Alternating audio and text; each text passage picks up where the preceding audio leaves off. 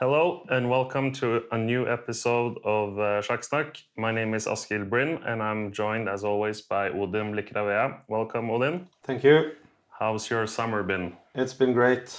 I've turned 40, but I still look 27, so it's fine. Lovely. And are you excited for today's episode? Yeah, I am really excited. And today we have two very strong grandmasters and great guys. They're currently here in Sandefjord, Norway, doing a training camp together alongside the Norwegian grandmaster Johan-Sebastian Christiansen and the Croatian grandmaster Ivan Saric. And we'll get to know these guys even better throughout the episode. So welcome Jorden van Foreest and Borki Predojevic. It's a pleasure to have you here. Yeah, thank you guys. It's a pleasure to be on the podcast here in Norway. So yeah. Thank you. Thank you too, and hello to everyone who is watching us.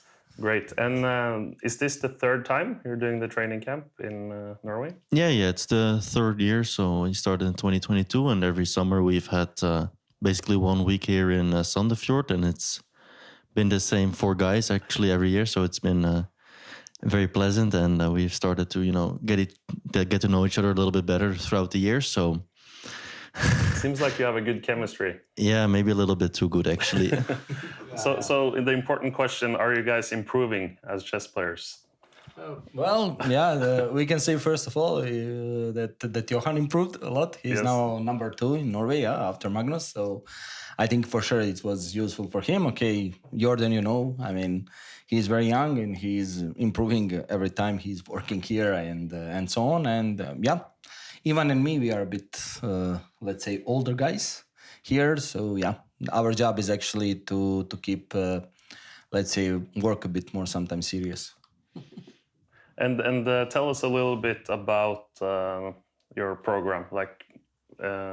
What are you focusing on, and how are you working individually and as a group on chess? I don't know. I kind of consider Borki as the main coach here, so maybe he's best suited to answer this question. Actually, actually, we are sort of focused on every part of the game actually, and. Of course, we are trying to search because all of us, we are professional chess players. I'm also working as a coach, and we know a lot of topics, so we are trying to find out the topics which are interesting for all 4 of us. Especially for 3 of them actually. And my job is besides that we agree about the openings. It's also a bit to prepare some, let's say, challenging puzzles, challenging studies, and let's say some positions which are very rare and they did not see before. Otherwise, there of course knowledge is huge, so you have to be a bit careful when you're choosing, and sometimes also I make a mistake. So it's odd. And what about the openings? Because as a spectator and chess fan, I feel that the opening battle is always so important at the highest level. I think in general during these camps we probably work mostly on the openings actually. And with Borki here, he not only has a lot of good exercises, but he also has really excellent knowledge on the opening. So he usually kind of directs what we're looking at, and he has already a lot of material prepared. So in general, we also kind of try to look what's useful mostly for Johan-Sebastian, I would say, but basically what we can all kind of learn from. So in chess, there's so many openings you can look at. We always find something interesting, and we usually will be able to play it in the events after. And I think that's about it. We work a lot on the openings, and of course, Borki has a lot of good exercises as well, as he doesn't only work with us, but he's a coach throughout the year, so he has a lot of good stuff prepared. The other day, he was giving us some really tough mate in 4 exercises. Really gave me a bad night of sleep. So it's not always fun, but in general, the camps here are very useful, and I feel like every time after we leave, I'm booked up at least for a couple of tournaments in a row. So that's nice, at least in my case. That's awesome. And Borki, let's go back in time for a little bit. When you were younger, you were a very promising, very extremely talented young chess player. You won World and European Youth Championship titles. And do you remember when we met for the first time in 2001? Yeah. Of course, I remember we had actually we were playing under in the group under 12. So it was actually interesting year because also Karjakin as younger was playing in that group, and Askel was sitting next to me, and then he said on Bosnian, Serbian, Croatian, on let's say this former Yugoslavian language. He said, "Hello, yeah, zdravo," and then we talked. He was also joining the party afterwards because I became European champion. So it was Already back then, huh? Yeah. So I had some Balkan spirits. At a very young age, so I was. Actually, sorry, this was under 14. I'm too old now. Getting not you. I'm too old. So the point was actually that even the party, of course, it was. My win was actually excuse for the older guys to make the party. So this under 16, under 18, they would anyway do something, but now they had the chance. They got the approval from our boss, and so on. So they could organize this. Yeah. It was fantastic and great memory from that tournament. And tell us a little bit later on, because you were this extremely talented player. Very active, winning big titles here and there. And tell us about your motivation back then and your career decisions as a chess player. As you said, I was 2 times European champion, then I was world champion under 16, and let's say everything was kind of going in the direction. I became grandmaster with the 18. Top 100 players with the 20 and so on. But then, some things in life you want to change, and we are not the same. It's not that everybody is the same character, yeah? So then, at some point I decided to finish university. And after that, basically I got more interested in coaching and so on, which was extremely, for me, I always wanted to help, and to other people. And I started to work actually more and more with Austrian number 1, with Marcus. And in the same time, I actually came here. So I was playing for Vålerenga from 2012. And we had a bunch of young players in the team, including Johan-Sebastian, including Arjan. So basically, it was also one part where I started to let's say, work as a coach. So basically in 2014, then slowly I decided that this is actually something which I would really prefer to do, and so on, and to pass my knowledge to some to other generations and to younger players. And actually, if you take any sport, you need also to have such a people. We all cannot be the world champions, and so on. But mainly, I would say my character and so on. It was guiding me towards to this, to become the chess coach and so on. But of course, as for example, we have here training camp. One of the important things, even is again you have 4 players, 4 grandmasters, and actually all of us are different character. So even when we are analyzing something and so on, it's a sort of always interesting because, for example, I'm more solid.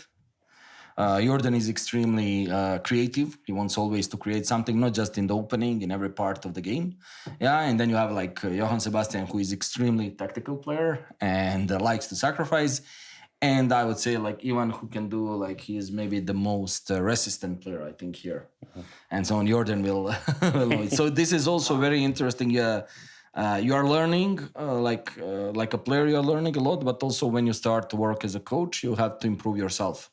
And so on. So this is I remember 2014 when I was working with Johan for the first time. I think if I would have now this kind of experience and so on, that work would be even better. So I learned a lot in these last 10 years. So if you can remember back to when you were top 100 in the world, what were your ambitions before you decided to become a trainer or coach? Actually, first of all, my idea was to get in top 100.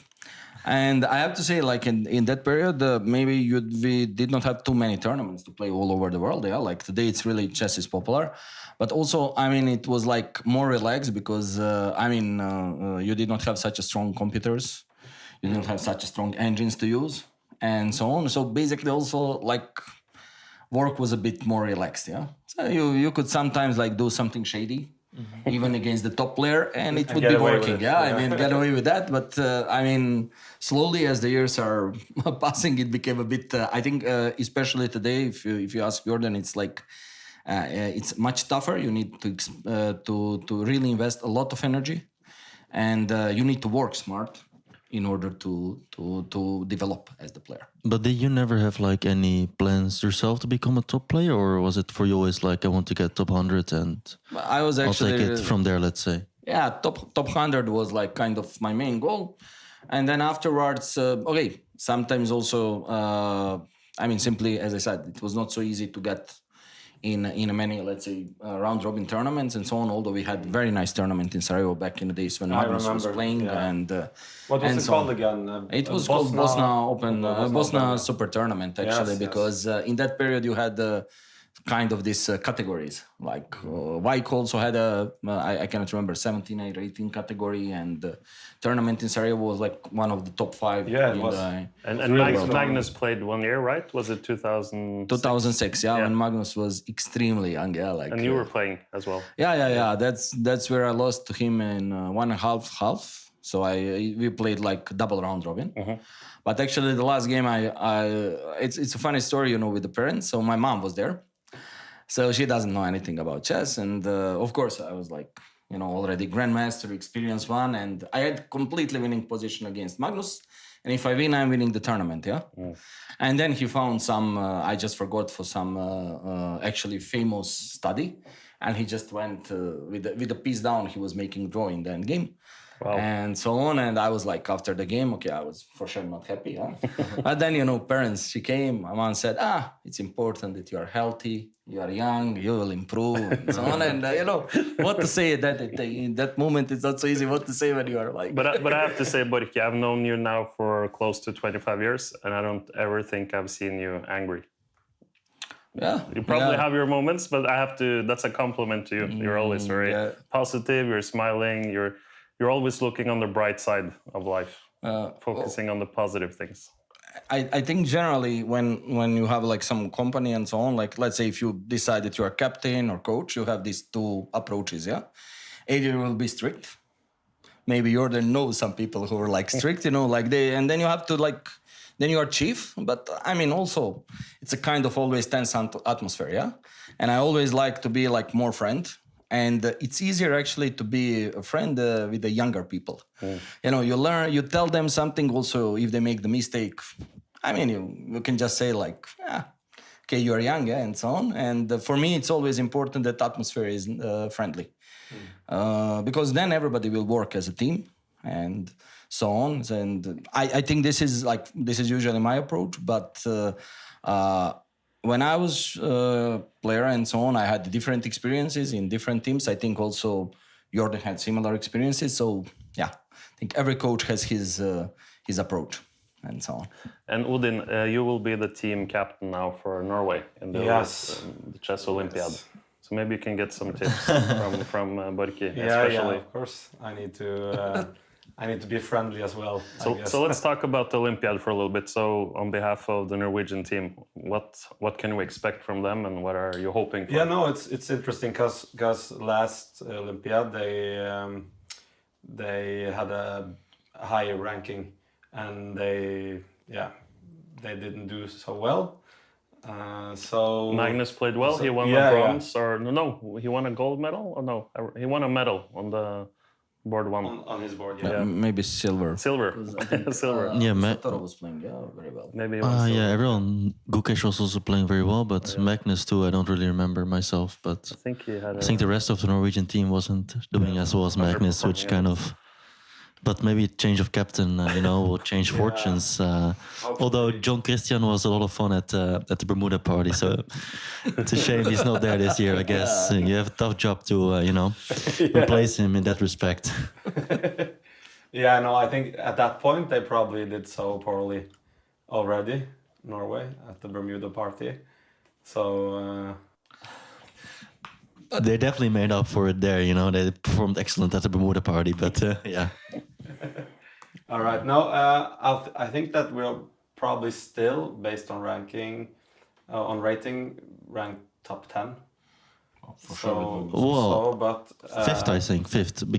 Or well, I know You should know Netherlands. this, Olympiad. yeah, I Netherlands, should know this. Netherlands is either fourth or fifth. So I think like because I'm from Netherlands, we kind of almost have the same rating. It really, I think, because Magnus gives you such a high top rating, and they only take the top four. And with Arjan, Johan-Sebastian, and I don't know who's your fourth board, maybe Frode. Hammer is by rating. Hammer is playing as well Hammer this is- year, or No, not? he's not. He's not Not playing. playing. And then who is? And I think it's because of the active rule, you need to play 30 games or something like that.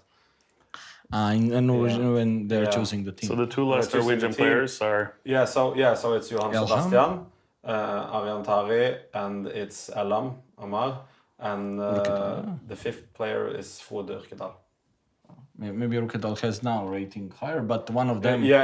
But it's when they took out the team, it's Elam on the fourth board. Yeah, but usually you watch just rating. So, but I think they have similar rating, like Yeah. probably in 10 points. Yeah. 25, 50 or so would be my guess, but I'm not an expert. And what about you, Jorden, on behalf of the Netherlands? What are your expectations and goals for the Olympiad? Yeah, I think at least on paper, we should have pretty good chances. We have Anish on board one, who is always very, very solid and doesn't lose many games. I guess me on board two, although the lineup hasn't really been definite yet, but by rating, that's expected. And then we have board three, we have a very strong player in Max Warmerdam, who has gained a lot of rating. He is now in the high 2670s or something like that, maybe 2660, something around there. And then on board four, we also have a very solid, either experienced player in Erwin Lamy, who's always around close to top 100 in the world, or Benjamin Bok, who also has been a mainstay in the Dutch team. So we have basically a team of 5 strong grandmasters, and a pretty young team as well at that. I mean, not as young as maybe India or Uzbekistan, but quite young, ambitious, and also already a little bit of experience, as we played in exactly the same squad 2 years ago in Chennai. So yeah, we'll definitely be trying to get a medal, although it never is going to be easy. But actually, we're even having a little training camp with the Dutch team just before the Olympiad. We usually never have this, but this time we decided to get together with the players, do some team bonding, although we're actually all on great terms. So it's a bit of an inside joke as well, but I'm definitely really much looking forward to the Olympiad. Who's your captain? As a captain, we have Jan Smeets. We have a rule that first name of the captain always has to be Jan. So we had Jan Gustafsson for many years, and now we decided to have Jan Smeets. And he's often a second of Anish Giri as well, but this time he'll be helping the whole team. So that's very nice, and we all know him very, very well as well. Yeah, and he's been around for ages, because I remember when we went to the chess school playing open tournaments, he used to attend. Yeah. The Also chess school remember. being... NTG. Norwegian okay, chess school. sure, Simon Magnus. Augustine is the trainer. Yeah. And I think they're same age, yeah. Lamy and. They're, I think, like one day apart or something crazy, or they're having the same birthday, something around. Same. Yeah, And they're born yeah. in 85 or 86? Lamy 85, so I guess Smeets then as Yeah. well, no? Yeah, So they're they're both both, 39, I guess. Yeah. Actually, all of us were playing in the same team in Germany, so. Really? Yeah, together That's cool. actually, even with Giri, I think at some point. Yeah. Although now Borki and me, we left last year, but we had a nice number of years so in the German team of Solingen, and we all know each other pretty well from there as well. Yeah, nice. And I should just add, of course, I and I think the rest of the team has ambitions of taking a medal, and it would be a huge deal. But we have even though the average rating is quite similar to your team, it's such a different kind of team. We have to rely on that Magnus wins a lot of games, and also that at the same time the other boards kind of overperforms a bit. To be solid at least. Or at least to be solid. So we just a lot of things has to go right with our team, but also we have the added benefit that you get this boost if and when Magnus wins. You already have a win, so that could boost the team morale. Well, it definitely is very scary for the opposing teams when they see Magnus on board one usually, so that helps a lot. But indeed, like you say, I think especially a lot is going to be depending on Johan-Sebastian and Arjan Tabri. When they play well, they can perform at a really high level. But I think last couple of Olympiads, maybe they haven't been performing at their absolute best. But if they do, you guys definitely have a good chance at a medal as basically as any other team. And yeah, it's very nice, of course, to have Magnus on board one. I mean, that definitely helps the team, I guess, a lot. And Jorden, if you were to predict now the top 3 teams at the Olympiad, what will be your prediction? Oh, I mean, there's this year is specifically strong because also China is back. I think 2 years ago they were not part of it. So Uzbekistan is defending champion. India, I mean, is there. So there's so many strong teams. United States is always strong. If I have to make a guess, I mean, I think India with their young team, they have probably the biggest chances at a gold medal. They're having Gukesh, Pragnananda, Erigaisi, and maybe board fours like Hare Krishna and Nihal Sarin. I'm not sure. Am I forgetting someone? Yeah, I think, yeah. One is there. Am I forgetting someone or? So it's Prague, Erigaisi, Gukesh.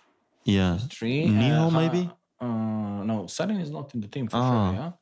I already forgot who could be like, who is like 2-7? One more guy. Vidit, of course. Yeah, Vidit. And I think Pentala Hari is Yeah. Yeah, that's a very strong team. Okay, so let me say India will win, United States second, and I have to go with Netherlands for third. I mean, cannot be too arrogant and put us on Norway third, on but 4th place. sure, you guys can have 4. That's all good. And Borki, before we switch to another topic, what's your final advice for Odin, being the team captain in a big prestigious tournament like the Olympiad? Yeah, actually, You have some experience yourself. It's actually being captain is a kind of interesting job because depends with which team you are. Yeah, because for example, if you are a very strong team, I mean, there are people they usually don't need your like advice for games. Yeah, they need actually that everything around is like kind of settled nice. Yeah, for the whole team that that they are enjoying this part when they are not in the game and they are not in the preps. So actually, I think when you are like with the strong teams, I mean, this is the main job. And from my experience, I can say like first time when I was the coach of Austria, they were like all young besides Marcos. And then I had to work a bit more with them. I mean, now it's like kind of I'm giving some advices and that's it. I mean, I gave some advice because, okay, I know many players, but I think this atmosphere around the team because the tournament is long and I think it's like Olympiad is kind of a lottery. Yeah, like it's... even like if you win some match in the beginning, like very high, I mean, it can bring you like even very good tie break, and so on. Yeah, so that kind of the thing, like I mean, in the end, just to play all the matches, it's just to not think about the medal. I think at the end you see what happens, but I would say this is like just to make sure that everybody feels nice. And so on. I would not suggest my approach, which I was doing in Austria, that fifth player has to work. When he's not playing, so I would not suggest this. I was doing this to young players that they had to work. Yeah, like for example, if 4 guys are playing, the 5th guy has to work something for one of the guys, just to stay in, to not walk around. Yeah, like not to be on vacation. But it's probably good to have some rest as well, since it's a long. Yeah. Of course, okay, but you have 5 strong grandmasters. I mean, they all can play. Even sometimes, I mean, I think you don't have to use first 4. I mean, in some crucial matches because other guys also can perform well. Yeah, that's true. So. Really close. 4th and 5th board are really close, and also I've been thinking about like physical exercise. Doing a lot of that. Magnus is into golf now. Have you checked the golf I know opportunities the golf in Budapest? They're quite nearby. Yeah, they're good. Okay. You've done your research. So you know your hotel, yeah? It's very hard staying, yeah? We're still waiting. Jorden wanted to say something to add? No, not particularly. I just was wondering, like, sometimes there is some discussion between, like, players when someone really doesn't want to play, since you have 5 players for 4 boards. Are you going to be, like, the one like taking the big decisions in that case, or because, for example, last Olympiad for the final match, we had like 2 players that really didn't want to play, and then that can sometimes lead to some pretty heated arguments actually, or let's say 2 players do really want to play. It can go both ways basically. Yeah. That could maybe be one of the tricky spots where you as a captain, I don't know if you will be like making like the tough calls. Like in our case, for example, we have Smeets. It's just like he decides the lineup, and we cannot really argue with that unless, I mean, you have a really, really strong reason. But I can imagine as a team captain that could be one of the big things as well, like deciding the lineup and stuff like that. Yeah, of course. And depending on if we have something to play for sure that my decision will be final. And but I'm hoping like the motivation is really good. And if we do have something to play for, even top 10 or whatever it is, that all the players would want to play.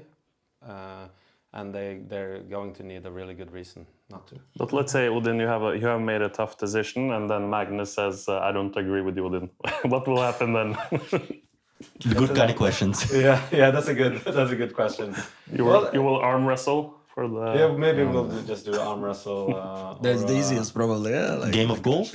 or a game of golf, and then he will win anyway. So, yeah, that's a bit tricky, but I don't see that happening. I think I won't just set up the boards myself. We would do it like mostly together and through discussion. But if it happens, then of course my call is the final one. Interesting. No, Odin and me will have fun in this captain area. Yes. We'll enjoy coffee a bit, enjoying life until Hopefully I will come for a few days as well. I will chair you on. Yeah. VIP, Nice. our VIP. Yeah. Guy. And let's change the subject. And good luck, by the way, in the Olympiad. Thank you. To you, Odin, and Jorden, and you as well, Borki, as a Thank you. captain. But Jorden, we heard a little bit about Borki and his youth and so on. And you probably had this question so many times, but tell us a little bit about your family chess history and your rise as a young chess talent. Yeah, sure. Well, I'm like the oldest, basically boy of a family of 6 children. So I have 4 brothers and 1 sister. So basically my parents, they don't really play chess actually, but a long time ago in my family tree, I had a great grandfather and a brother, and they happened to play chess. But I think of that merely as a coincidence, although maybe genetically I have some talent from that. I don't really know, but my father basically just told me the rules at the age of 6 for no particular reason. But I kind of happened to like the game, and I was starting to play at the age of 6, but I didn't really like myself play any chess tournaments until I was about 9 years old. I was maybe playing a little bit like with my father or something, but never any tournaments, or maybe, I don't know if you could play online, but definitely no tournaments. And well, I have a younger brother, Lucas. He's 2 years younger than me, and basically he started to learn chess just by watching my father and me play chess. So gradually Lucas also got into the game, and when I became 9, I had already, gathered quite a little bit of chess knowledge just from reading books, and I started to play my first tournaments, and I got a first coach and all that. And I would say that I really got into chess when I won the Dutch Open Youth Chess Championship. So this is not the Dutch Youth Championship, but it's like for everyone can play there, but it's mainly just the Dutch boys playing there under 10 years old. So I won that, I think, with 10.5 out of 13 or something like that. So Impressive. Yeah, that was a big one for me. And ever after, I never did well in the youth categories anymore. So that's why that one I really cherish to this day. It was a big one. And yeah, after that, I just got more and more into chess. And basically, as of now, well, I play chess full time, but my brother Lucas, he also became a grandmaster, I think at the age of 17 or 18, and he's 23 now. And I have a younger sister, Machteld, who also likes to play chess a lot. She's around 2300 in strength. So really, I'm from a pretty big chess family, but then again, I have 3 other brothers, and they don't really play chess as much. I think one of them is delivering pizzas for Domino's, and the other one is working in a supermarket. So we're a little bit all over the place in that respect. But everyone is able to play chess, and even the weakest one maybe has a rating of around 1500. So he got into it at some point and then decided chess was a bit too boring or wasn't for him and moved on to other things. But always been a lot of chess in our house, that's for sure. Yeah, amazing. And there aren't many grandmaster brothers in the world.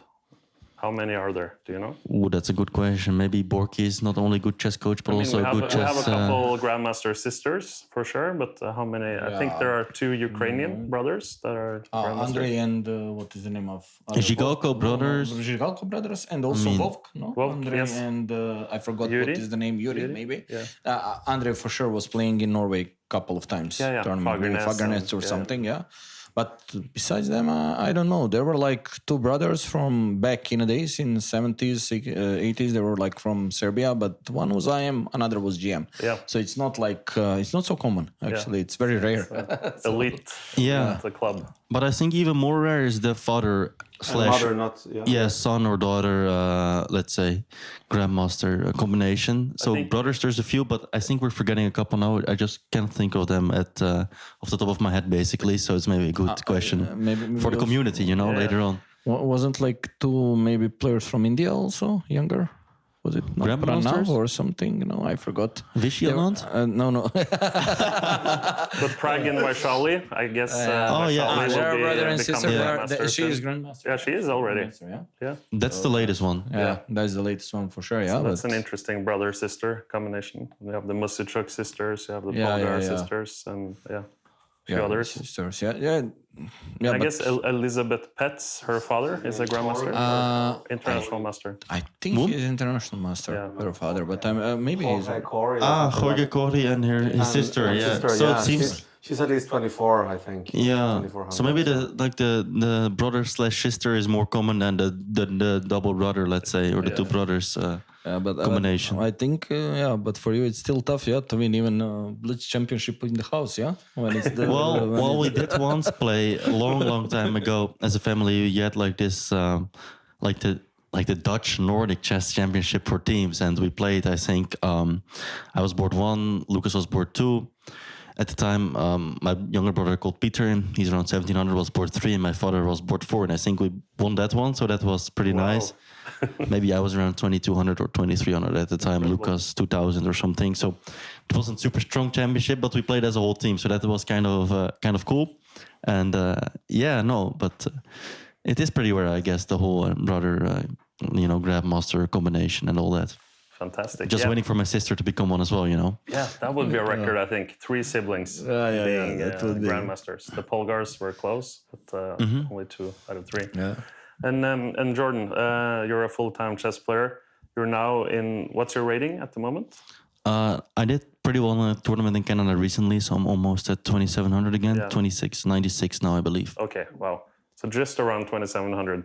And tell us a little bit about your motivation and try to describe, because obviously you're a super strong chess player, but you don't get that many invitations to closed tournaments, like the 27, 50 players, even though you play in some of them from time to time. Is it difficult? Is it tough? And financially, is it, try to describe that life being a full-time chess professional. Yeah, so I would say that a couple years ago, after I won Wykanze, which was basically my big tournament success, I broke 2700 for the first time, so I've been over that. I actually got quite a number of good invitations. I've played in the Grand Chess Tour a couple times. Back in those days, also it was COVID, so I got a lot of these invitations for these online events. There's one here in Oslo as well. I don't know. Chess Tour events and so on. Yeah, exactly. Yeah, so there was a lot of good money in that, and I actually got a couple of those invitations. But well, indeed, after that, my rating slacked off a little bit, and not just that, but a lot of strong junior players, they just overtook me. So that's the reality of it.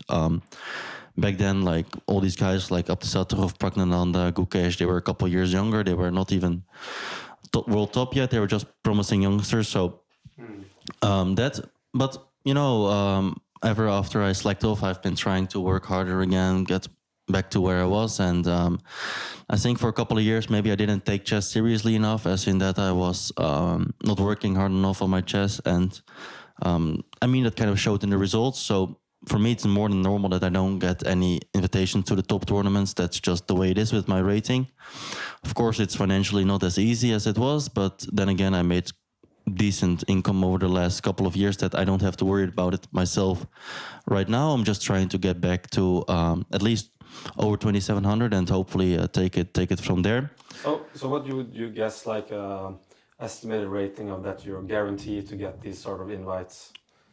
Well, it's like in chess, like there is like only one like really stable like source of income which you can rely on as a top player, and that's the Grand Chess Tour, which basically goes out to the top 10 players of the world. So if you're top 10, you're doing well. But if you fall just below, if you look at a player like, for example, Dominguez Perez, who is like very strong, always number 12, number 13 in the world, but if he doesn't get the Grand Chess Tour invite, he basically doesn't play any tournaments throughout the year, because what is he going to do? Is he going to play open tournaments? And it's pretty risky for his rating, or is he gonna just wait for that like one random tournament to pop up? Because in chess, basically the reality of it is that we are not having any like major sponsors, so we just have to be reliant on like some kind of wealthy individual that happens to like chess, and then maybe can start a tournament or something here or there. But there's not really much of a structure here in chess at the moment. So if you're just flying below the top 10, it's hard for most players, and you basically just wait for the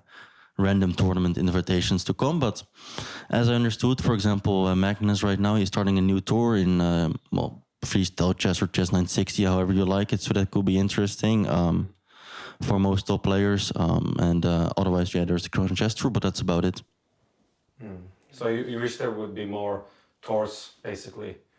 Yeah, it would be cool, of course. But then again, in all other sports, you see that most of the money, or in life, that most money goes to the top 10 players. So that's nothing too strange. But it would be nice if there was just some structure, more structure in chess, or like we would be dependent on other things. But of course, it doesn't come like that for free. For example, in tennis, you have like the whole ATP tour that's nicely structured and everything. In chess, it's a little bit, just random tournament here, random tournament there. You need, for example, now there's the World Rapid Team Championship, only because, well, basically, let's be real, Vadim Rosenstein wanted to become world champion. He put a lot of money into chess, and well, there you have it. New tournament exists. Now again, the free child chess is there because, well, I forget his name, but from Germany, wealthy guy likes chess. Exactly, likes chess. Throws a lot of money in it, and that's it. But maybe if suddenly he doesn't like chess anymore, tournaments disappear. Yeah, so we don't really have any like really structural sponsorships from commercial brands. But I guess it's always been like that in chess. And for now, personally, I'm doing okay, because if you're, let's say, falling just below the top, you can make a pretty decent income from just playing leagues. The leagues are always there. So I'm playing, for example, in the French league, the German league, the Spanish league. Maybe I'm even forgetting some league, I don't know. But they usually play pretty well. And some tournaments here or there still provide good financial conditions. But they're not that many, and you have to find them, like you have to look well. How about open tournaments or strong open tournaments? So the open tournament circuit there's a lot of open tournaments in the world, and some of them actually provide pretty good prize money.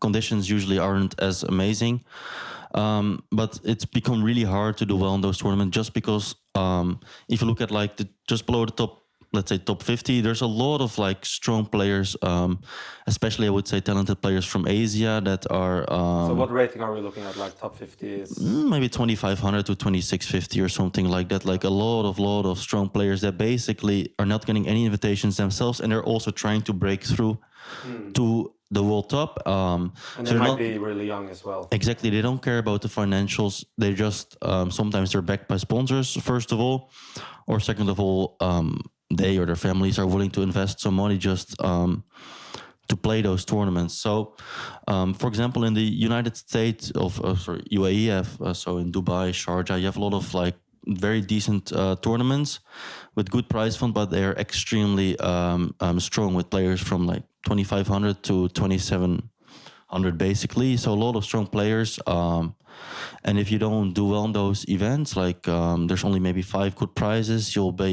going home with net loss basically. So it's not that easy. Myself, I played a couple of tournaments, open tournaments in Europe this year, but it didn't play it for the financial interest. I either went just to get some practice before a big event, or just try to win some rating there, just like that. Or maybe I like the place. For example, I went to Sardinia, Menorca, so some nice islands where I know I will feel good. I have some friends playing, and if I feel good, I know my chess can be good. But really, if you win the tournament, maybe maximum you make 5,000 euros. So it's not that much. That's if you win it. Let's say if you have a good tournament, you finish fourth, maybe you get €1,000, 10 days. Maybe sometimes you have to pay your flights, maybe not. But in either case, it's not super amazing. And of course, you're risking a lot of rating as well.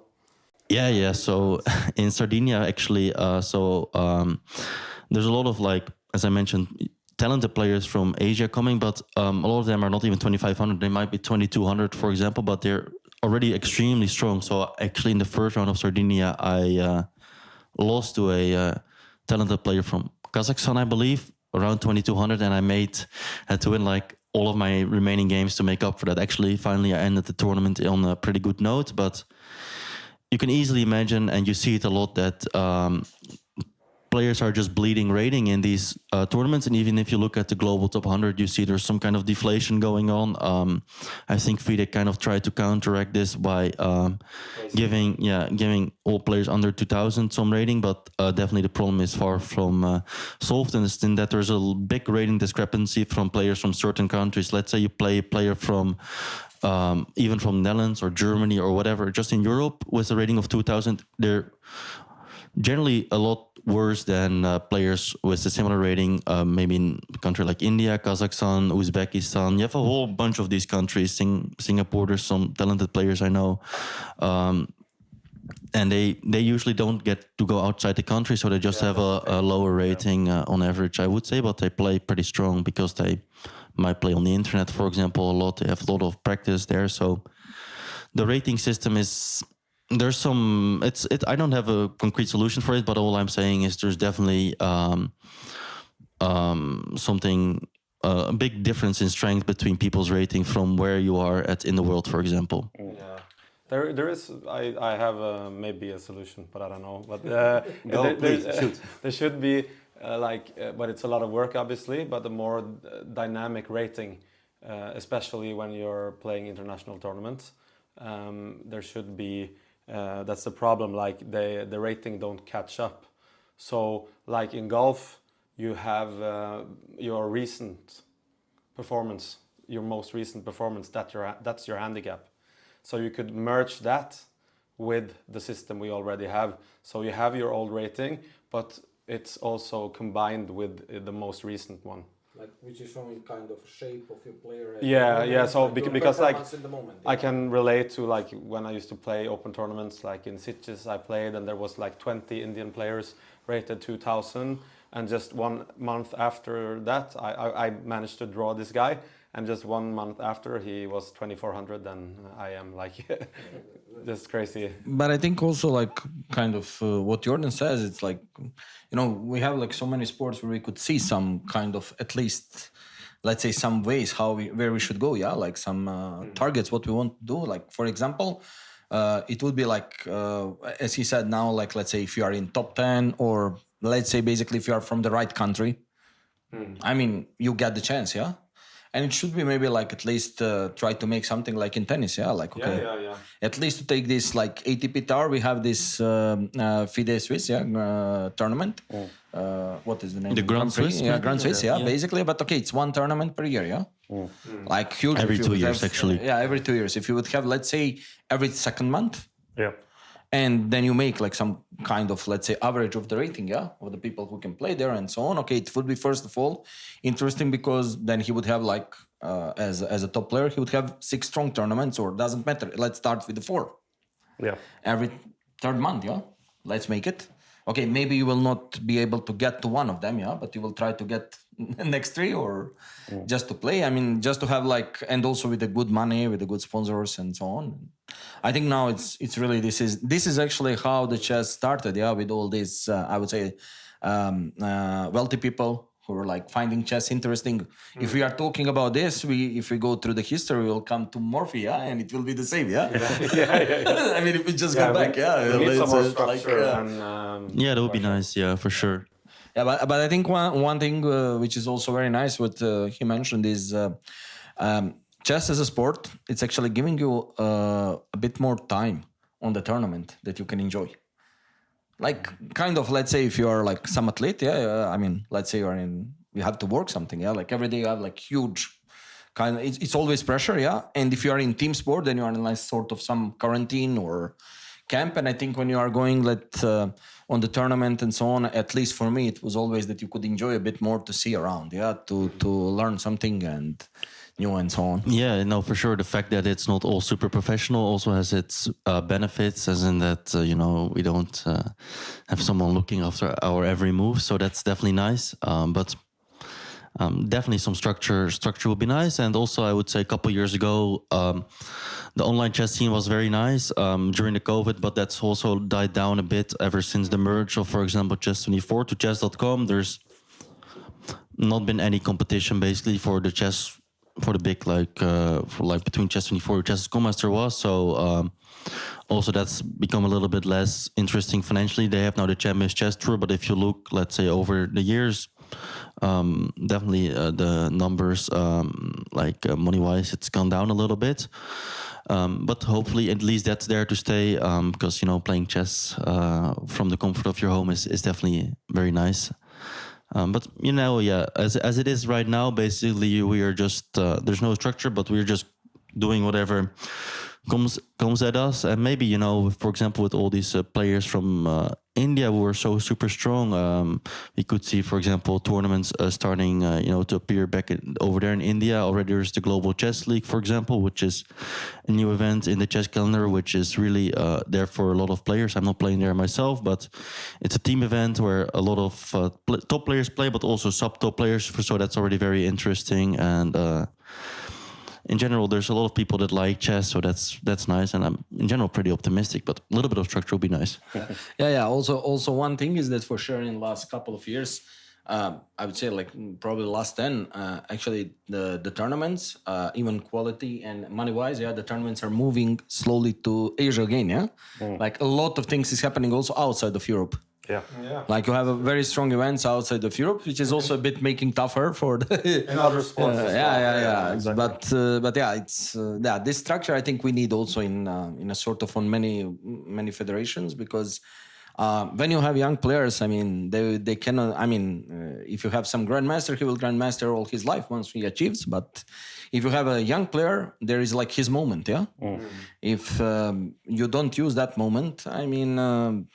He will not reach his potential. Yeah, he will do something else. Yeah, we need, especially, let's say, for example, in Norway, it can happen that you will have like, that here you will have like very strong player, if some sponsor does not recognize him, if you don't have the strong chess federation or something like this, he will just leave it, and so on. I mean, one part which I actually like, it's about Turkish Chess Federation did a good job, They really they found a way to support their young players, of course, not 100% and so on, all of them, but according to the rating, according to your results, you get the support, you get, and I think like maybe this is like only one, again, like where we can see one way where we can see like what to do, maybe to take some things from them to see how to work, because exactly today I think that it's much tougher to keep in chess, like before you had top players for 20-30 years. I think today it will be very hard. Well, I think it's still pretty decent, doable to make a good living within the game of chess, but as a professional chess player, it's quite hard. For example, as a coach, you're predominantly coach. I think the market is quite big. I don't know, maybe you know more about it, so that's always a direction, but it's definitely not for everyone. Some players, they try to become world top player all their life, and anyway. It's character again. Like some people, passing the knowledge is also, it's not easy, and this is why we have if you have a good teacher in the school, you will learn a lot, and so on. So that's the thing. But for sure, I think that the career of the chess player, for sure, today lasts less than 30, 40 years ago. And that's why we need, I'm just saying for the chess community, we need to make this strong support for young players. To make also like if they are meeting each other, all these strong young players, they are becoming friends, they are working together, they are making their own base and so on. The same is like for you and Johan, and so on. When they were very young, they started to work together. They had they found each other, let's say like this. And if we don't help them, it's simply we'll lose some talents. And I think we have to try. At least older people like me, Udil, and so on. Now as a captain, it's our obligation at least to try to give some directions and so on. And as I said, I was involved in the work of many chess federations. They all have own specific things, but we need to find. You probably know what I'm talking about because I'm here in Norway from 2012, and I would really like to see that young players get a lot of help. You have Magnus. It's you don't need any commercial. I think when you have the world champion. It should be easy, in my opinion. I don't know. No, I totally agree. And but you mentioned Turkey. I think Askel was hoping that I wouldn't mention when we played the Sarajevo Open because he has some experience playing against Turks. Yeah, I think I lost in the first round one year to a Turkish girl rated like 1400 in the first round. I was blown away by how good, skill. How well she played. She was way better. I think they have a lot of talent in Turkey, and you can see it coming out right now. Like if this very young Yagiskan, Erdogmus, Edis Gurel, just to name two of them. You're working maybe with some. So no, but just generally, also we just forgot to say something like even before, like, and then you have like U.S. market, which is huge. U.S. chess players. Really, they have also a lot of talented players and so on. From all over the world. Actually, as I was coaching some players from US, I have to say that a lot of young players actually they were like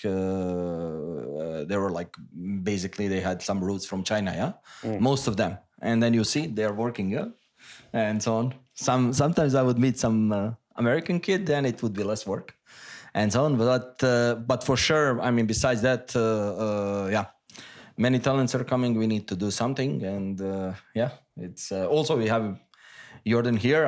He's still not on his full potential. So it would be nice to see again him.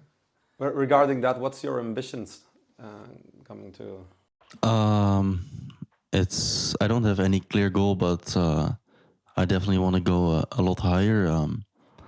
Maybe 2750 or something like that, for sure.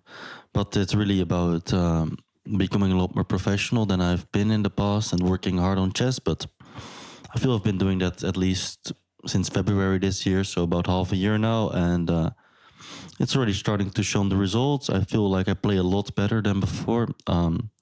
Like for me, a big wake-up call was because last year my rating was about 2710 or something, so it was pretty okay. But I played a lot of tournaments in a row. I went to play Spanish League. Straight after I played in Poland, the league there. Then I went to play the European Club Cups, Qatar Masters. I even did some events in between, like a couple days that took an energy. And then I went to play the Grand Swiss. And, my plan was to have 2720 after all these events. But it turned out my rating was 2680 after all these events. Then I went to play Wijk aan Zee, maybe 1.5 months later without much prep. And after that, my rating was about 2665. So I lost a lot of rating, and especially Wijk aan Zee was like such a wake-up call because I played like some of the worst chess I've played in a long time there. So that kind of got me thinking, and ever since I've been working with a new coach actually pretty consistently, and I've really tried to, structure my work because usually without a coach, I was kind of doing stuff by myself. But there was no structure, and I would just go here or there. But now I'm someone telling me exactly what to do and how to do it, and I regularly go on training camps with him. So, in my opinion, that's been working a lot. It's just up to me to sustain that. I think if I do that, I'll be able to at least go a lot higher than I've been so far. But it's not easy. There's a lot of competition and time is ticking. But it sounds like you've matured a little bit as a person and a player, and that might be valuable if you want to improve and so on. So that's great. And speaking of training camps, someone told me that, I don't know if it was a training camp, but you did some training with Hans Niemann. Is that correct? Before the World Rapid and Blitz? Uh-oh, rumor has leaked. No. How was that experience? Well, so basically, Hans, I had a little training camp. Actually, it was before the World Rapid and Blitz and before Wijk aan Zee, with my second in Wijk aan Zee and another person who I like to work with, Vladimir Fedoseev. And I thought it'd be interesting. I don't know, I had been talking to Hans a little bit just to invite him over for a couple of days to play some Blitz games. So it really wasn't anything super serious, but he did come, I believe, after the tournament in London, and we played a lot of Blitz. I thought it was pretty good practice, but we didn't do much more actually. I believe he was pretty sick as well there, so he didn't have a lot of energy, and he would only show up in the evenings. And he was really, really strong in Blitz, so it actually was pretty good practice. But I think overall he was only there for 3-4 days, so it was nothing super serious, just got to see his strength from up close. Yeah, interesting. And obviously he's become such an infamous guy and a player and one of the biggest chess celebrities in the world, I have to say, in recent times. And not many people know him that well, but how would you describe him as a person based on your experience with him? Oh, I don't know him that well either. I've actually I like to watch his games, but I've not been in touch with him a lot, and I just like to see his games. But honestly, as to his personality, I don't know him any better than other people, I think. So yeah, that's about it. Yeah. But you also know you and Magnus well from before and working with him, and now the two of them will actually play in Paris next month in the semi-finals of the Speed Chess Championship. What do you think of that matchup? And do you think Magnus will play at all? Yeah, well, it seems Magnus will play, at least judging. I've been following the Speed Chess Championships with great interest. It's one of my favorite events to follow in general. Always like to play Blitz, but also to follow Blitz, especially when Magnus is playing. It's always really a blast to see. So I also watched the interview, I think after he beat Arjun, I guess it was. Seems like he will play, judging from that interview, but of course yet to be seen. But if they will play, it will be really interesting. Maybe Hans stands a chance. But in general, of course, Magnus should still be a huge favorite in that matchup. But I think at least it's good for chess, maybe that these two guys, which have quite some history already behind them, that they're finally facing off again, like 2 years or something, or maybe. Yeah, 2 years, I guess, after 2 years, yeah. After their infamous game back in St. Louis. So let's see how it goes. Hans has already been beating quite a few strong players recently in both Speed Chess and Classical, and I think he's playing a match right now as well. So this is like the pinnacle of great shape, right? Yeah, exactly. Yeah. Although I think he didn't do too well on the World Rapid teams, although he did actually beat me, but in general he lost a lot of games there. So Hans is really unstable if you look at his games, but on his good days he can beat anyone. So let's see. Maybe I'll go to Paris just to visit, but if not, I'll definitely watch the games with great interest from home. So how was your feeling? Like, how strong was he when you played him in Blitz? So he was mainly playing a lot against Fedoseev and me, and what I can say is that his natural feel for the game is, in my opinion, extremely high. So he was having such a good positional feel, and only in time scrambles he would occasionally mess up. So, but yeah, definitely. Like I in general, like I consider myself to have a pretty good understanding, and if I lose, it's due to some irrational blunders or maybe I get mated. But he was actually able to outplay me positionally, which doesn't happen to me often. So he had a lot of natural strength coming from there.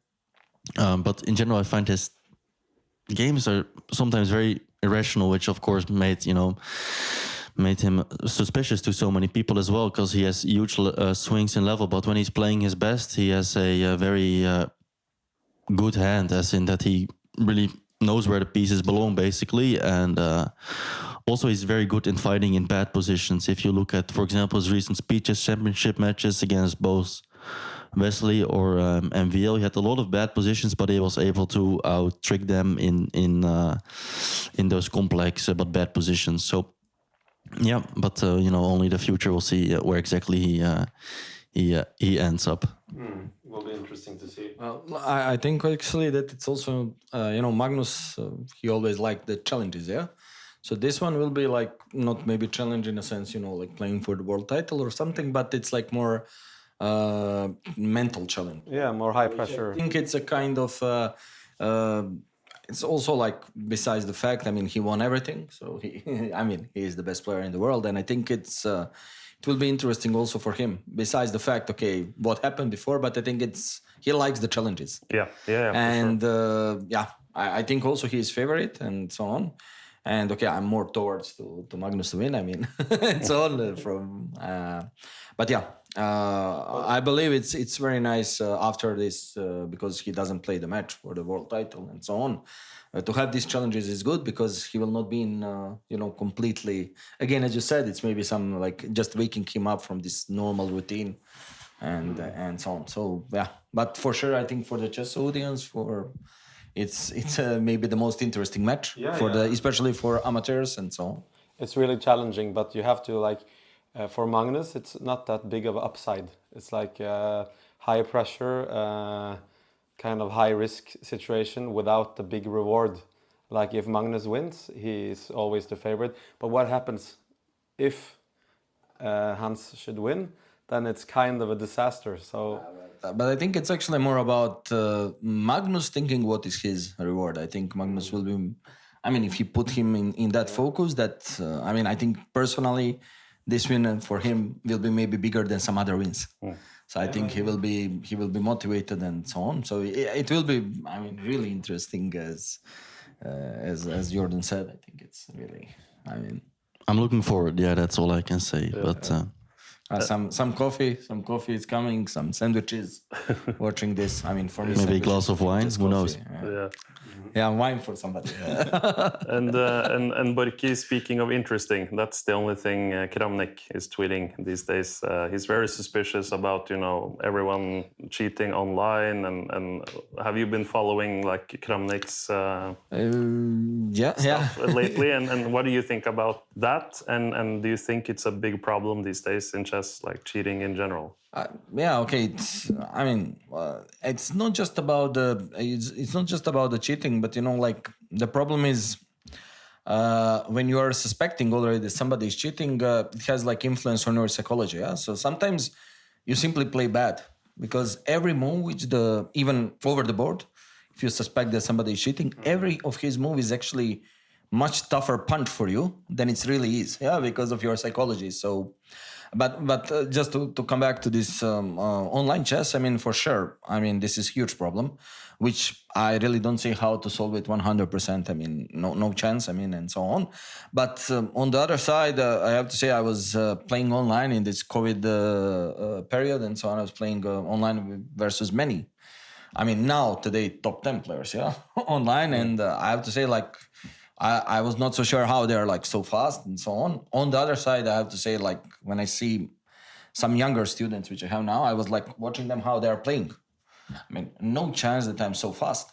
No chance physically I cannot do it on the computer. Yeah, it's simply also they are basically they started to use all these devices much when they were much younger, so they have these skills. You have this really special skill. Being fast in online chess and being fast over the board, it's completely different. It is, and I kind of get it, the suspicion that Kramnik has. I kind of get it when they're playing so fast that it all seems automatic. It seems like they're not spending any time moving the mouse even, but it's crazy mouse skills, and I can it's obviously anecdotal example, but Askill here, he's rated 2000 in classical rating, but 27 in 1 minute. And so he also has really good mouse skills, so it's actually possible. Also on the other side, you have like now maybe some people, I mean, they don't understand also, but you know, Kramnik was the world champion, yeah. And from one side, you have to understand also and think about I would say just basically, okay, every world champion to become world champion also, I mean, big help for you is your ego, yeah? Like believing I'm the best one, I'm always right, yeah? So sometimes it's not so easy, I mean, to have any kind of debate with such a person, yeah? But from that side, I understand also that he can like really overpush it. I mean, and so on. So, yeah, but... I'm not playing, let's say, for example, I'm not playing online events. I'm not playing Title Tuesday at all. I mean, I stopped playing it during COVID period, so... When everyone started, you stopped. No, it's also like... Very suspicious. Yeah, that's very suspicious. Yeah, it's also like kind of, I have to say, like I'm getting also a bit annoyed when I have to have 2 cameras and so on. I simply don't like it, yeah, because my screen is like there, then the camera is here, camera is there. I mean, And more importantly, you can't pick your nose. Some top players, I mean, still, yeah, this... they do it. They do it, yeah, even, okay, it's the matter how you are thinking, maybe the best move comes at that point, yeah. Maybe you find goal. And Wesley's so shaved during a couple of games. And also we know some even coaches in football, yeah. It was even some snack during the game, yeah. So... But I guess it's a bit different now compared to, let's say, 20 years ago when you were young and talented. And how was cheating back then? Was it a thing at all? Were you suspicious back then? But it was okay. First thing is like, okay, FIDE, just generally we were talking, I think one day here, that actually all these rules which FIDE applies, yeah, they were actually relatively new and they were not changed for many years because I remember, was it like 2013 or 14?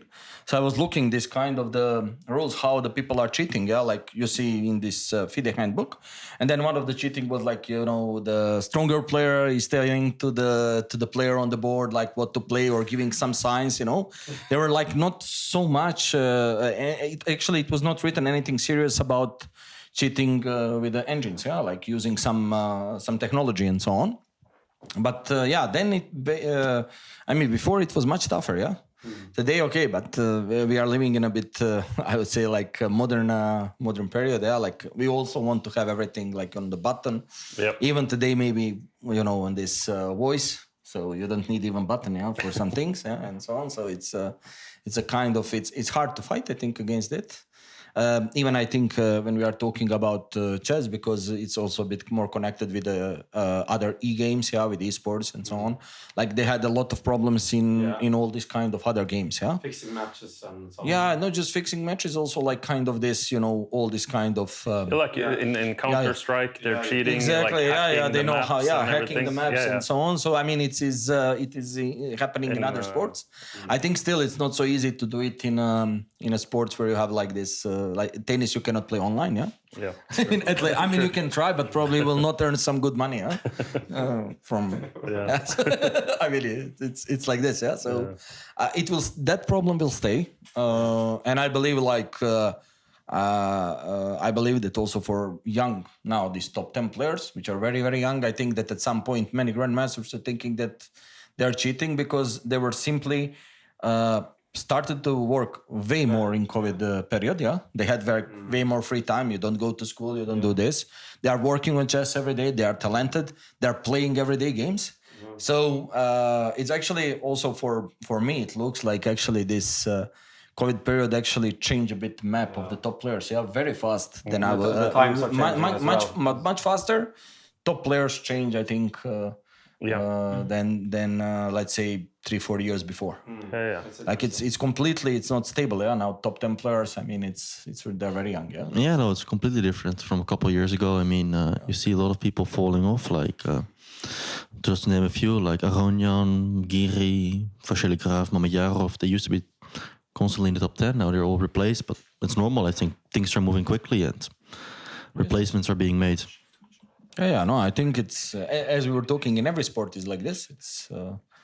It's young generations are coming, and also you start to do many things earlier. Yeah, like I think in football you are building up the player when he's already 5. Yeah, young talented kid, and in chess is the same. I have so many You tools. start earlier in all the But they sports. have also so many tools. Like I think today, in some, let's say 40 years ago, it was the problem to get information. I think today is like mostly the problem, even as Jorden was saying, what I will work on. Yeah, and so on.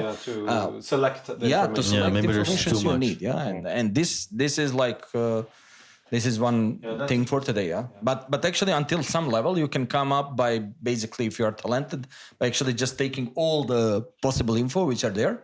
You take here, you take there. Yeah, and you can come to some level, but then to upgrade yourself to be top player. You need to be like also talented. You need to learn from other people what to do, how to do, and actually to find your best way. Yeah, I think. Because I think Jorden also has his unique way how he works, and he maybe took something from this coach, but yeah, it's at the end you have your own style. And Any advice for Mr. Kramnik? We're going to be in the Olympiad with him. He's a captain of. Oh yeah, of Uzbekistan. Advice. Maybe I one don't think podcast with him. it's hard to give advice to someone who doesn't listen. No, so I don't know. And I think actually, if Askil is there, you should make the podcast there yes, with him. hopefully, That would be hopefully, yes. extremely interesting experience. I'll ask him. It would be Very extremely interesting. Yeah, no, okay, it's. Very interesting. Yeah.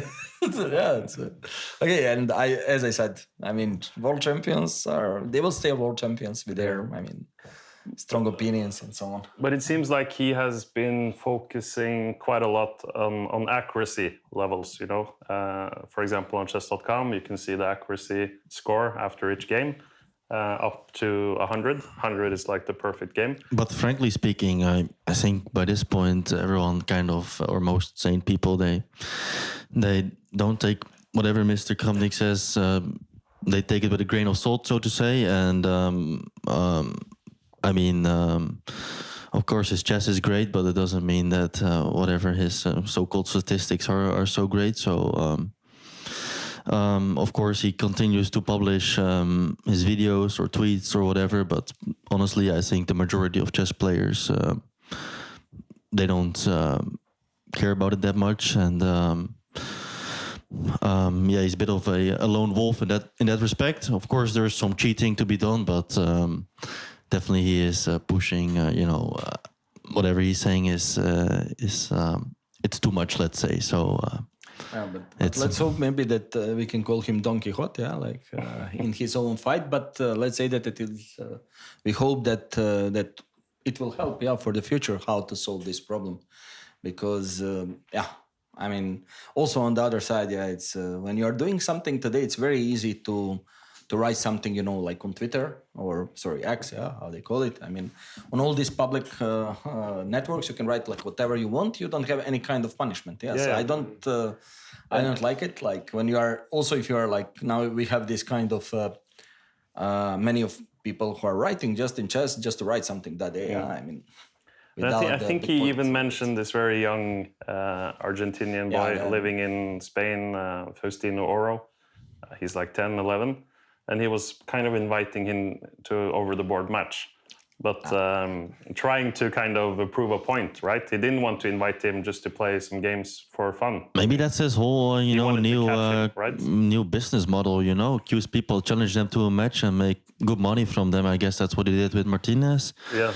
Speaking of the clash of so-called blames is starting soon, I guess, in London. So maybe not going to get, maybe not going to get as much interest, but ever since he's been retired, of course, he's not been playing a lot of chess. Maybe this is his, new way of, But is it a bit sad because he's such a legend of the game, right? One of the greatest world champions in the history of chess, and this is now becoming kind of his legacy. Well, I think you can separate the two. I mean, it's happened before in chess history that a great player has had questionable takes. So, I mean, his chess will remain great. That's for sure. And whatever his other views be, personally, I don't care about them. I'll just leave them to the side. But of course, it's it's not helping his own cause, I guess. Also, I mean, when you are talking about very young players, if you are talking about, child which is like 10 or 11 years old in chess, I mean, you can really see when some child, when kid is playing chess, yeah, I mean, you see if there is a true love in, while he's playing or not, because most of the young players, they like to play chess, they don't like to work, and then when you find somebody who likes also to work, this, I would say, boring part of chess when you are young, then they really love chess, yeah. And what I understood, and what I saw from the games of Oro, and he's really enjoying just playing the game, yeah. If he doesn't win the IM title, GM title, doesn't matter for him. I'm GM Norm, he just plays. He wants to win the game. He wants to play the nice game, and so on. So I think that was a bit harsh. I think we should be also careful in that sense, but and I've spoken to a couple very, very strong grandmasters, and both of them thinks he's just an amazing talent with a great feel for the game, positional understanding, and how he's working with coaches, 50 hours a week or something. Yeah, so but in chess sometimes we have it's maybe a bit what I said, yeah, matter of ego. Do you believe that this player can say something, or grandmaster can say something about young player, yeah, and that you accept his opinion, and this is what you need, yeah, because first of all you should know the young player, and then you can give your some kind of opinion what is happening. So, but not a lot of people are doing this, and I think 99% of people, they actually see Faustino Oro as a great talent, and personally I do also. I played him quite a few times in Blitz online on chess.com, and for 10 years old, he's just amazing. So, I think, most people just wish him nothing but the best. And the others, they can think whatever they like, but he will prove doesn't matter himself, much. Yeah? He'll prove through the career himself, for sure. I just hope it doesn't influence his own. But okay, at 10, 10 years old is so young. I don't know. I don't think. I guess he's not reading stuff on X, so... Yeah, probably. I have one student, and he has already on X. No, he has 3 hours per day, to be on the computer. Then parents are taking computers, so maybe also for Faustino is like this. Okay, you are working chess, then you should do some exercise, walk, enjoy, or have this, let's say, normal childhood, yeah. Because still, you're playing chess, and if you are working a lot, you should not forget about this normal childhood, playing some football, enjoying with your friends, and so on. So that's the most important. I think also this was the for Magnus, yeah. It was important to have the people around him, because of course, when you are doing some amazing thing as a kid, no matter in what, yeah, it can be in science, yeah. It's and so on. You need this relaxing time, really. Exactly. Yeah, to keep just your mind, I would say, normal. Yeah, let's say like this. So yeah, good, yeah. And switching topic a little bit, Borki, you've been in the chess community for so long, and both as a player, coach, team captain, you've been traveling the world. Do you have any funny, interesting stories from tournaments or people you have met, etc.? I can tell you one story where I'm really not proud on that one. But I can... One of the many? Okay, but this one is actually, it's not happening on the tournament. It's happening in my flat in Sarajevo. So, I'm really not proud on that story, but I think you will enjoy it. So, okay, I had some time to work some variation and, have to finish it. So I'm thinking always about the position, working on the computer and so on. So now I think, okay, let's take half an hour break. And I will a bit clean flat because I was not there. So I will use this vacuum cleaner. And so on. So I bought a new vacuum cleaner. So I come there. I'm thinking about variation. So now you have this minimum, maximum, yeah. So I switch. Doesn't work, yeah. Now I'm angry. I continue to work on variation. But I just bought it it was 1 month ago, yeah. So I said, okay, leave the variation, sit in the car. I go to service, yeah. So I come there, said, okay, my vacuum cleaner, I bought it, blah, blah, blah, it doesn't work. And he said, okay, he plugs it in the electricity, And of course, what he does, before going minimum and maximum, he pressed the button. And he just turned it, So, and I was there like thinking about variation, and I forgot that I should press the button. Turn it on. And I made like 15 kilometers there. Then I embarrassed myself. I came back and I asked like politely, just to not be like complete idiot, I asked, how much does it cost? Because you fixed it. He said, nothing, Just 5 seconds, So, and I have to say, this did not happen when I was young. It happened like 2 years ago, so. So let's say that I would say like mind of the chess player can be very, very strange. What about you, Jorden? Do you have any similar experiences? Recently, I traveled to the French League and I left the shower on, so at like 11 p.m. Well, that's a bit. I was having a few drinks the night before with a good friend of mine.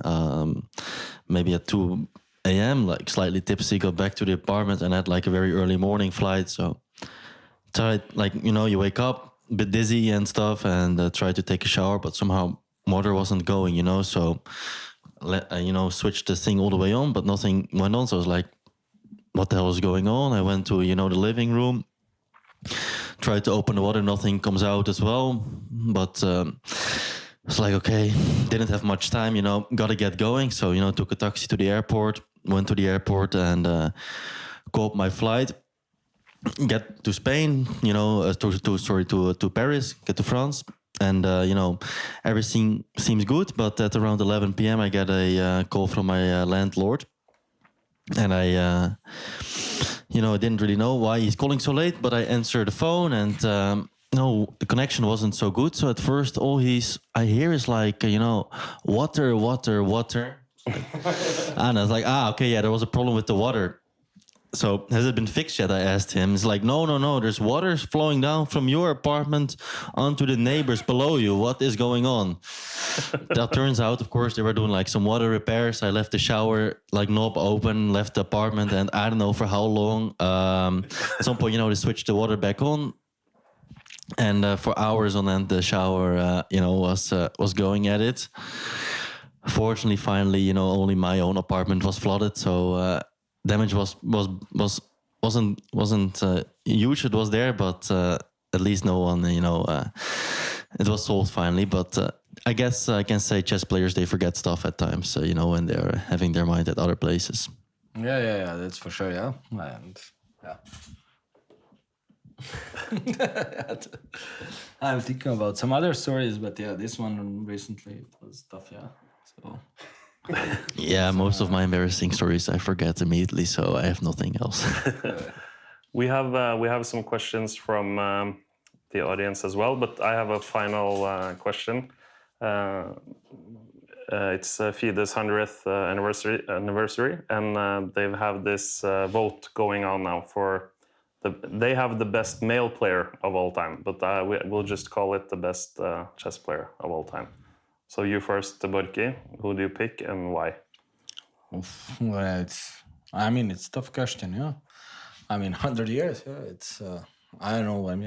I'm what to say. I'm living in the age of when Magnus made all these results. So I would say Magnus. Yeah, I don't know. It's I was a big fan of Kasparov when I was younger. And Kasparov. You played with him. And do you have any funny Kasparov stories? No. But with guy? Magnus, I had a lot of fun. But I think. Simply the way, again, why I will say that it's Magnus, because I think it's, he brought the new stuff in chess, which is very important. I think actually this kind of, importance of the healthy life, of the being really like, not athlete, just really like athlete, and being like not just prepared for the fight, but also really physically prepared. And I think he made such a big influence on young players and so on, that it's really like we know that chess players usually they like to take some, let's say, drink during the tournament to get relaxed and so on. I think this is like happening less and less, and Also, I believe that he did a lot of Isn't things Magnus without. only laying by the beach every tournament these days? Okay, but no, but okay, he is playing football, playing everything, and then playing also chess. But what I want to say also, he really managed to make all these results from one country which was not really ever, I would say, big chess country. Yeah, like if you take Kasparov, Karpov, and let's say ages. Before it was like Soviet Union, and it was structured work and everything. In that sense, maybe only player who could be there competitive with him is Bobby. I mean, Fischer was doing really a lot for chess, but in that respect, I chose Magnus. If I have to choose, So What about you, turn. Jordan, and why? Yeah, short answer. Also, Magnus, just by the quality of play. Although I really studied all of Kasparov's books growing up and really like his playing style, but just by quality and sheer dominance. I mean, I don't know about dominance, but just the quality I think is really, really high. And I mean, also just seeing him from up close is something special. So Magnus. What about you, Odin? I would have to go with Hans.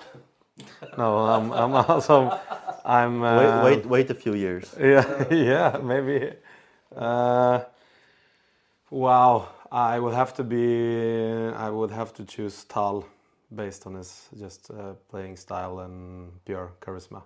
Yeah, your favorite. Yeah. Yes. Sure. Yeah. What about you, Askild? Ooh, tough question. I always liked Fischer, but it's difficult to kind of. For me, I'm not as good at chess players as you guys, so for me, it's not that easy probably to divide the chess from the person, things, you know. yeah. So for me, he just became too crazy in the end. And Kasparov, obviously, is such a great player and probably one of the top 2-3 ever to play the game. But he was not in my era as well. So for me, knowing Magnus and following many of his games and tournaments and You were also being there, being like there live, in some of the and so on, most important moments. I guess I will say Magnus. But if I was a better chess player, I would also fully comprehend, the legacy of Kasparov and other strong players from the past. It's so tough to choose. Yeah, I mean, it's a tough question, Yeah, they made so much for chess, like. And from different eras, it's difficult to compare. Like in football, you have Messi, Maradona, Pelé. Yeah. And in some case, you can argue, that Magnus is Messi and Kasparov is Maradona, and Fischer is Pelé. That's Different a good eras. comparison. Yeah. But when you ask the audience, everybody who was living in this era, and Yeah. the best year with Exactly. that player, Everyone it would will be like choose this. Pelé. So Like all the old guys choose Pelé. I don't know whom, let's say, Niemann would choose. Yeah, that would be very interesting. From my generation as well, we choose Maradona. Yeah. And usually now it's Messi. So you're sold. Yeah. and then you have the discussion of the best and the greatest. It's not necessarily the same, right? The best and the greatest. Not always. Yeah. Especially they have it now in tennis. Yeah. It's, Exactly. So it's who's three the guys, greatest and so chess player? No, tennis player ever. Yeah, not easy. But thank you guys so much. We also have a few questions from the fans on Instagram. First one is for you, Borki. What do you think of the state of chess in Bosnia, where you're living? That's quite tough question actually. After everything happened in former Yugoslavia and so on, Bosnia, the first Olympic medal which Bosnia won was actually only Olympic medal which Bosnia won, by the way. It's in chess, yeah. So in 1994, they were playing Olympiad. They were taking silver. So first team of Russia, which was there with Kasparov, with Jan Kramnik, and can't remember, was it Bareev still in that team, and so on. They took the first place. Then second place was with Sokolov, who was also working with Jorden, also working with me. Ivan is actually born in Bosnia. He's playing for Netherlands and also famous coach.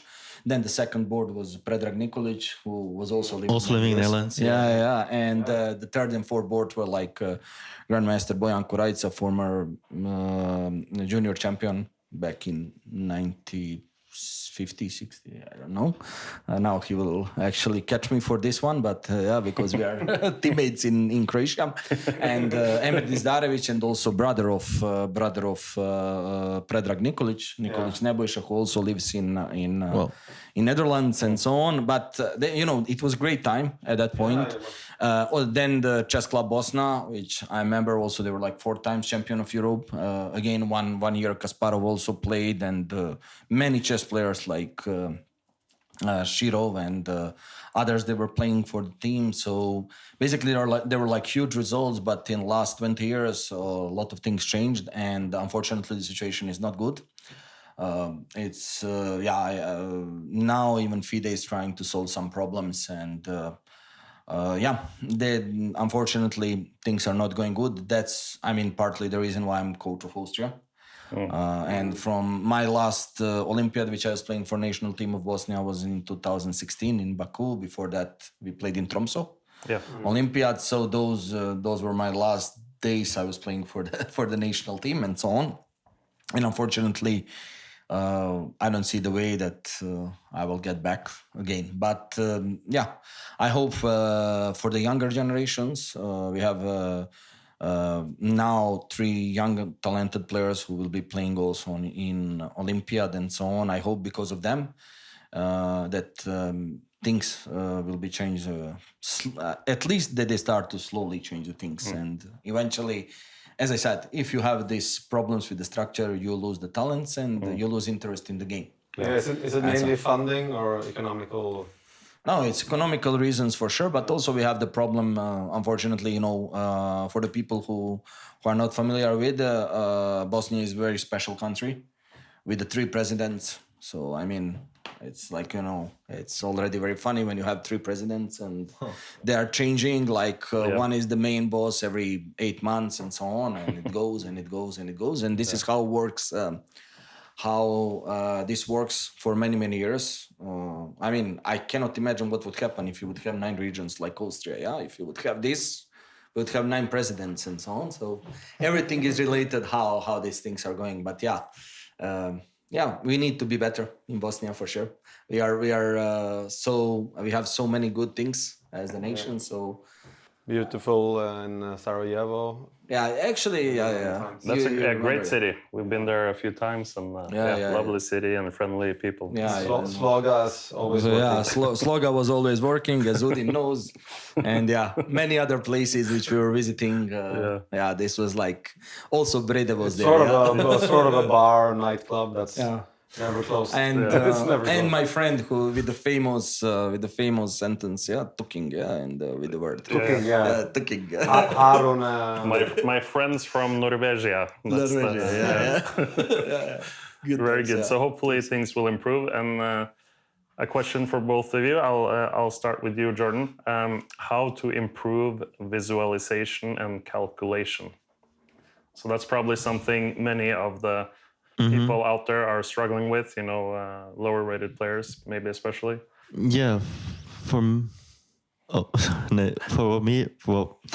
what I always did, or what I guess helps for me younger, was I used to read, when I didn't have a mobile phone, actually just before going to bed, I would read some chess books just on the couch or whatever, and without a chessboard, and I would try to follow the lines without a chessboard basically, and try to visualize them in my head. So I guess that helped a lot for me. What else can you do? I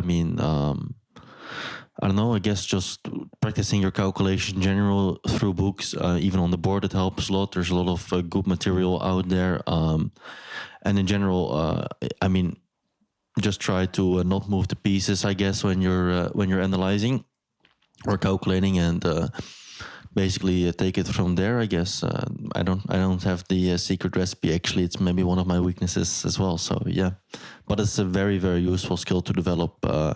Being able to be good at visualization, and maybe if anyone has a good answer, it's Borki, as he is the coach here after all.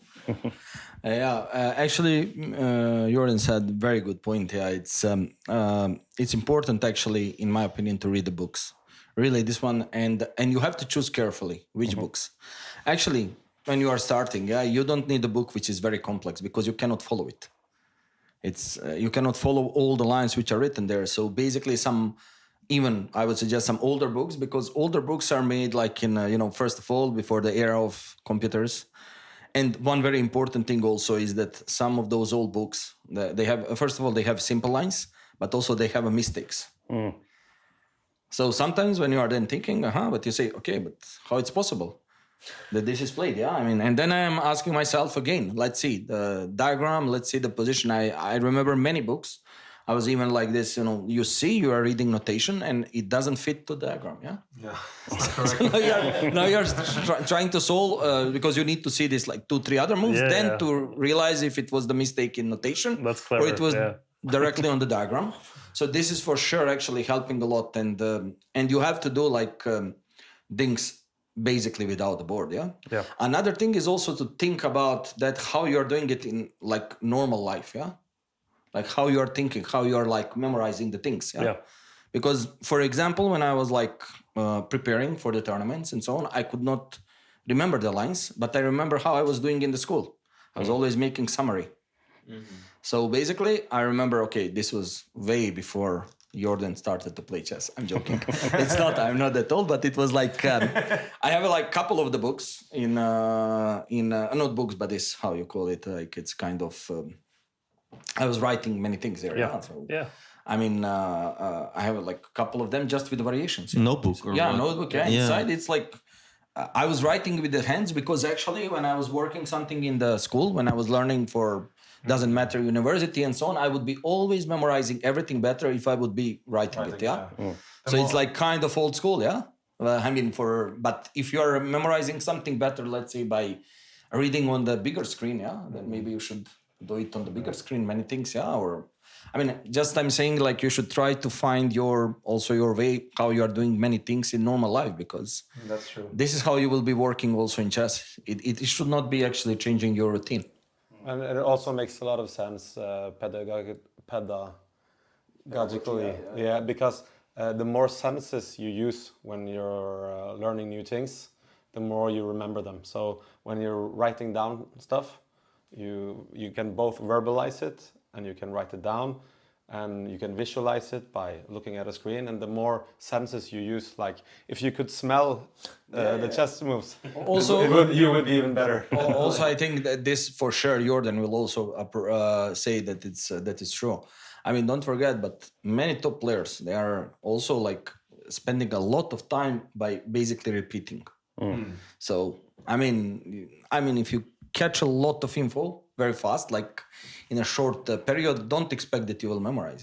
Just simply repeating is the nature for us. Like for the people, I mean, we are learning like this.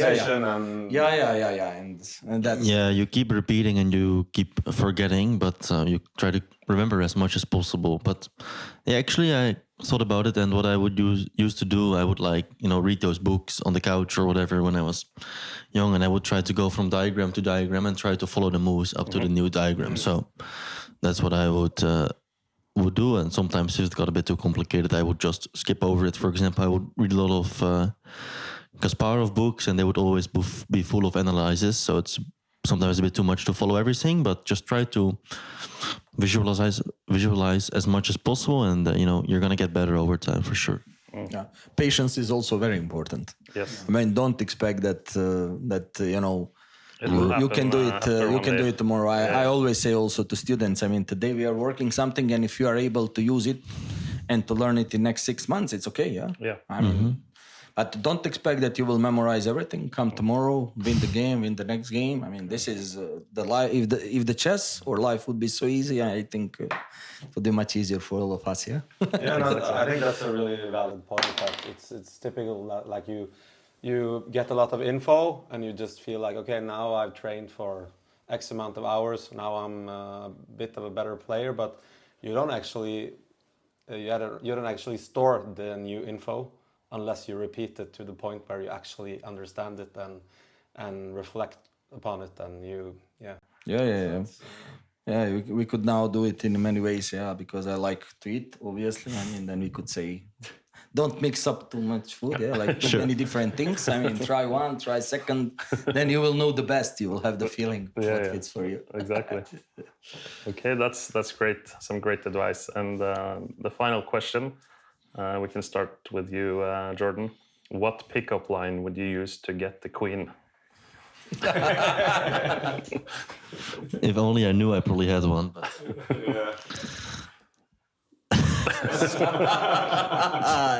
I'll leave it to Borki again. Sorry. I mean, these tough questions are always. You already have the queen. You must know. I have to say that I'm. Since I have a queen for 15 years, and I think Udin and Askild and Jorden also, they all met her. I mean, I have to be here like completely, diplomatic guy. I mean, I don't know. I mean, She might listen to this episode. I mean, even if she doesn't listen, I'm anyway dead if I say anything. I'm joking, but I think Jorden knows it, but I'll keep them to myself. I don't want anyone else to know, of course. Yes. Also, as what was important, he's single, ladies, so don't worry. Sure. All right. This was great. Thank you guys so much for taking time to join our podcast. It's been a pleasure. And best of luck in the Olympiad, Jorden, and to you guys as well as Thank team you. captains. It's been great. Thank you guys a lot as well, and we'll be seeing all of you, I guess, in the Olympiad. So, looking forward to that. Okay. Then there's only one thing left to say. Vi sköttes.